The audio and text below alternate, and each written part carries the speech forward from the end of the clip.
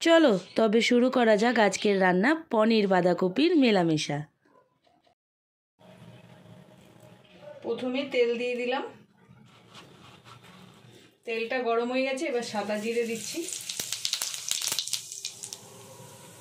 সাদা জিরে ভাজা হয়ে গেছে, এবার বাঁধাকপিটা দিচ্ছি।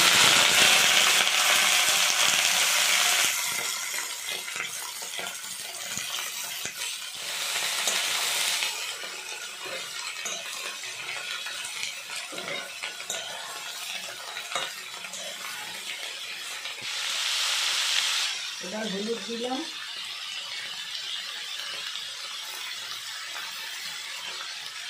লবণ দিলাম, বাঁধাকপিটা সেদ্ধ হওয়ার জন্য ঢেকে দিলাম।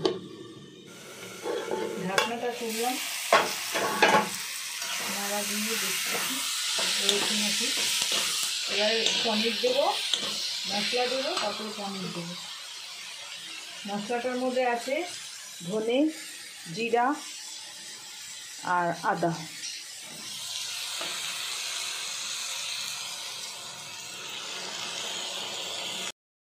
এখানে যে মশলাগুলো নেওয়া হয়েছে সম্পূর্ণটাই কিন্তু বাঁধাকপির পরিমাণ বুঝে তবেই নেওয়া হয়েছে।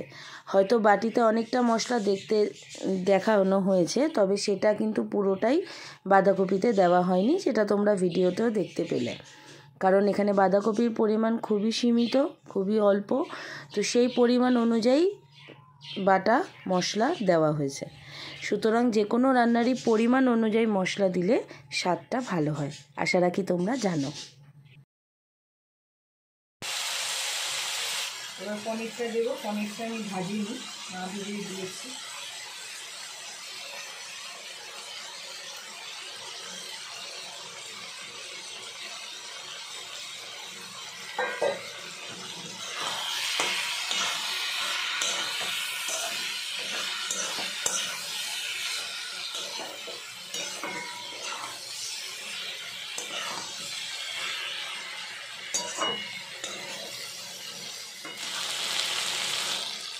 এবার একটু চিনি দিলাম,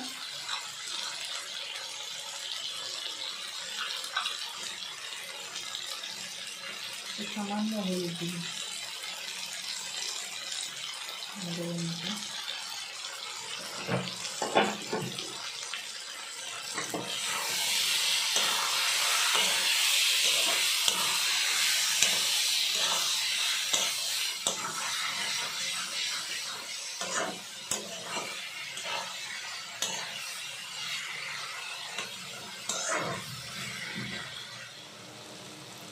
প্রায় হয়ে এসছে, ঘি আর গরম মশলা দিয়ে নামিয়ে নেব।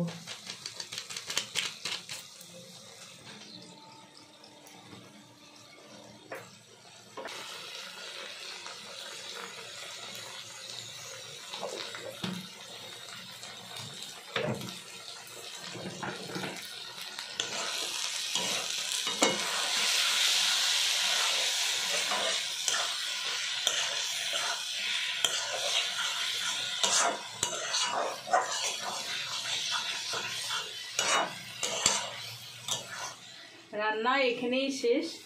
ভালো লাগলে লাইক করবেন, শেয়ার করবেন, কমেন্টও করবেন আর সাবস্ক্রাইব করবেন।